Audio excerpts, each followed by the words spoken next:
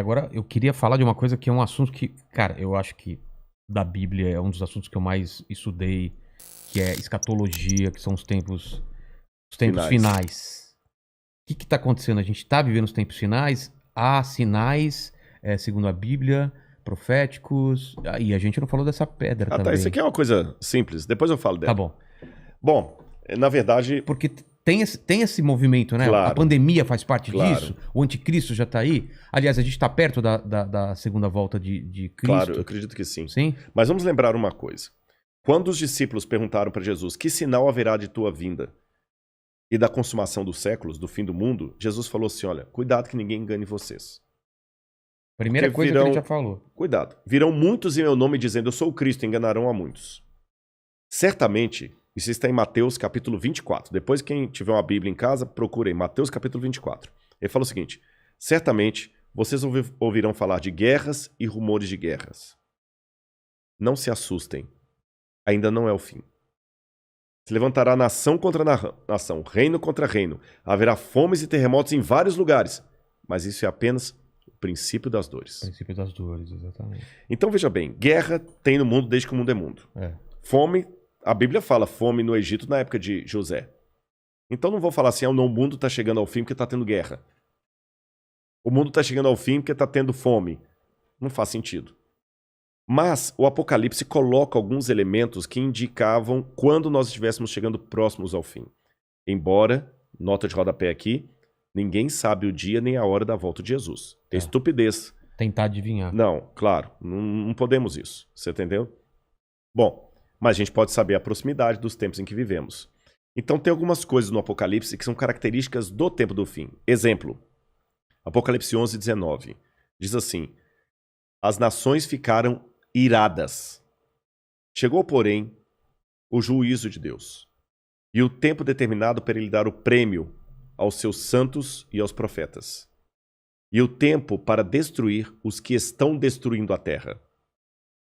Ora, na época de Cristo não tinha como destruir a terra. O Apocalipse estava fazendo uma profecia de uma época em que a terra poderia ser destruída por seres humanos, coisa que na época do Apocalipse não tinha como. E ele fala depois das pragas de Deus que iriam cair. Essas pragas não caíram ainda. Mas os vislumbres dela... Não caíram? Não. A peste não é... A do Apocalipse, né? Mas os vislumbres delas podem estar já batendo as portas. Quer um exemplo? Diz que um anjo derramou a sua taça sobre o sol. E foi-lhe dado queimar aos homens com grande fogo. Os homens se queimavam com um intenso calor e blasfemavam o nome de Deus que tinha autoridade sobre essa praga. Olha o problema da camada de ozônio, o efeito estufa, o que está acontecendo com o Sol. O outro anjo derramou a sua taça sobre os rios e fontes d'água e mares, que se tornaram como sangue de morto. Sangue de morto não é vermelho, dessa cor. Sangue de morto é escuro, é fétido, é quase coagulado. Como é que está Pinheiros, Tietê, Lagoa Rodrigo de Freitas, as águas do mundo? Poluição. As previsões é que até 2025 a guerra do mundo vai ser pela água.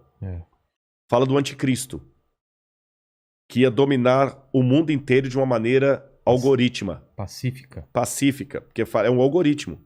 O 666. O que é o 666? O que é o 666? Na época do Antigo Testamento, Deus deu algumas normas para os judeus. O povo do Oriente Médio, ele é muito simbólico, sabe? Ele tem muito esse lance do símbolo que aqui no Ocidente a gente perde. Então o judeu pode olhar, ele usa o paiot, que significa alguma coisa, o kippah, que é aquele chapeuzinho na cabeça.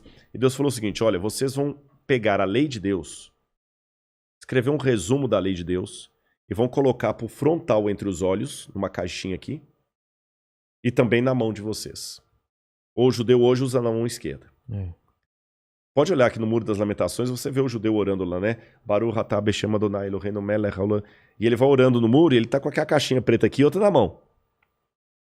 Aí no Apocalipse a gente vê que o inimigo, o diabo, que se vale do anticristo, assim como Deus envia o Cristo... o anticristo é a versão do Cristo pro demônio. Pro demônio, o anticristo. Ele faz uma paródia de Cristo. Aí, como Deus no Antigo Testamento pediu aos judeus para ter a lei de Deus na testa e na mão, o anticristo coloca também um sinal, uma marca, na testa e na mão. Então significa uma época em que a lei de Deus vai ser questionada. Nessa época em que a lei de Deus for questionada, diz o Apocalipse, ninguém poderá comprar nem vender, senão aquele que tem a marca da besta e o número do seu nome. Ora, esse número é 666.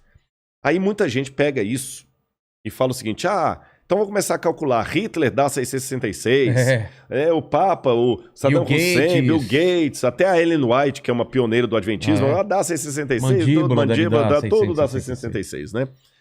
No grego está o seguinte, aquele que tem entendimento, calcule. E essa palavra calcule no grego ali é a mesma palavra para faça a contabilidade daquilo que o anticristo vai fazer. E o que o Apocalipse deixa bem claro é que o anticristo vai ser a revigoração do Império Romano, que era o inimigo do povo de Deus. E por que 666? Na cultura da Babilônia, o 6 era o número base para você fazer qualquer cálculo. Era um número divino. Tanto é que quando Nabucodonosor ergue uma imagem, ela tinha 60 côvados por 6. 60 por 6. O 6 era um múltiplo divino. E ali você tem o 666, múltiplo de 6. Agora o Apocalipse fala que ele vai controlar a economia. Os povos da terra vão segui-lo. Ninguém vai poder, falando quem pode pelejar com ele. E o que nós estamos vendo agora é o mundo caminhando pela primeira vez na história para uma unificação mundial. De moeda? De tudo. Parece até teoria da conspiração que eu vou falar, mas não é. O mundo está caminhando para uma unificação. Rodrigo, mas nunca. Aqui no Brasil mesmo a gente vê a briga dos de esquerda com os de direita. O pessoal não está entendendo. Essa unificação não significa unificação de mente, mas unificação de propósito. Que é um exemplo que o mundo pode se unir por um propósito, apesar de se odiar mutuamente?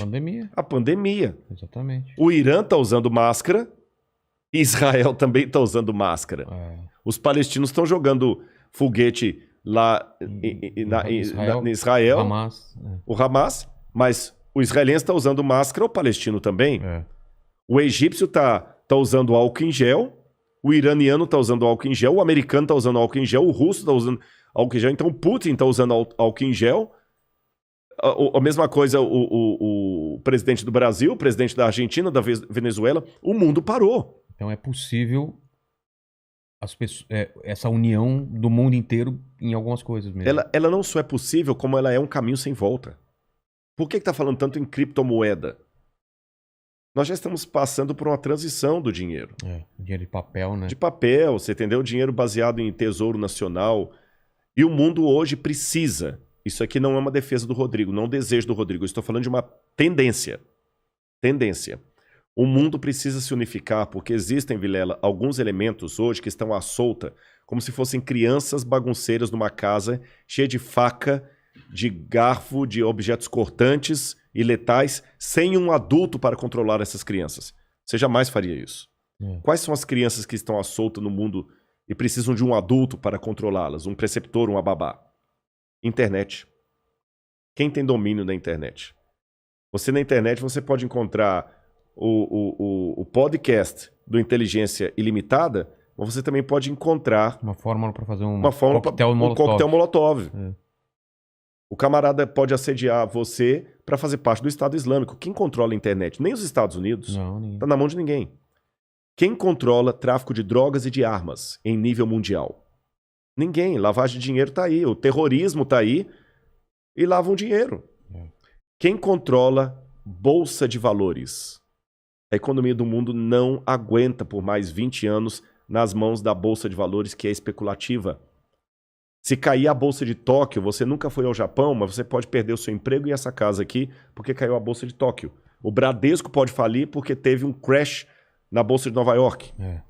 E a gente viu, essa pandemia viu como nós estamos economicamente vulneráveis. Economicamente vulneráveis.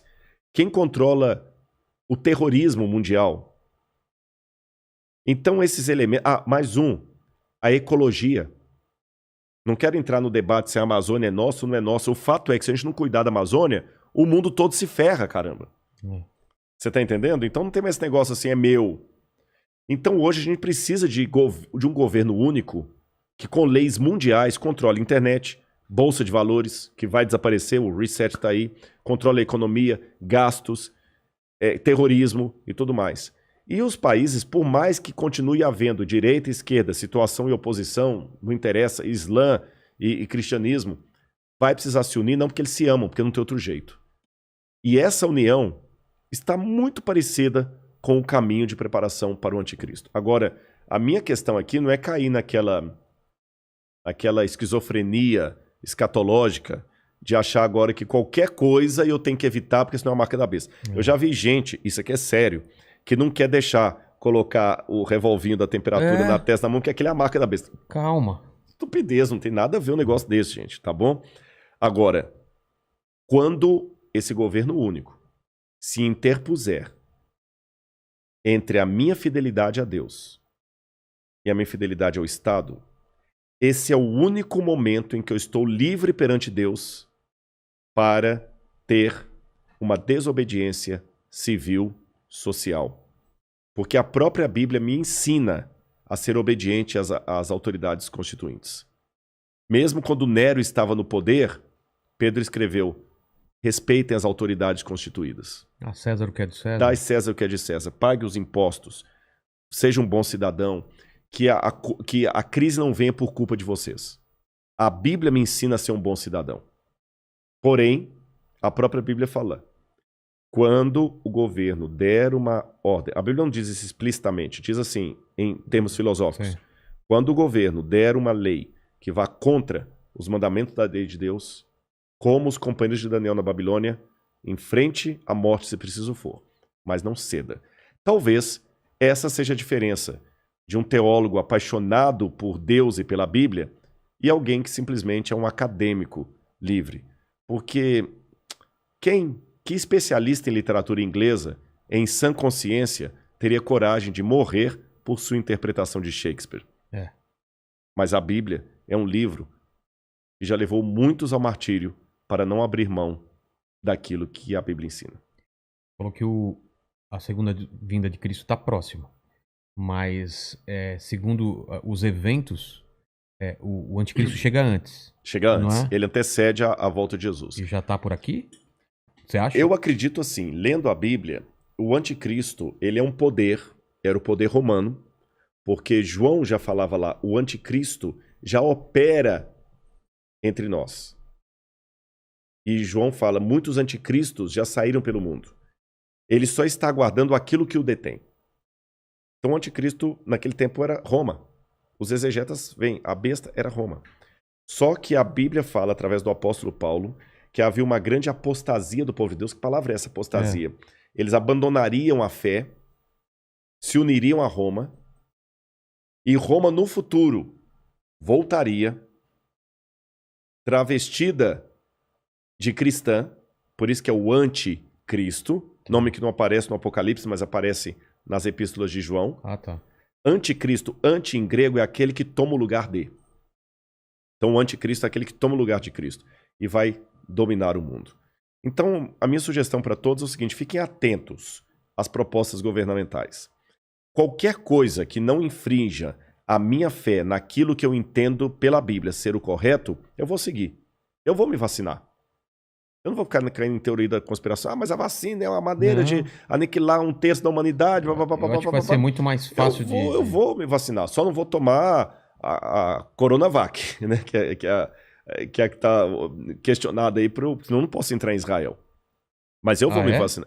Israel não aceita. Não aceitou. Muitos países da Europa não aceitam a Coronavac, né?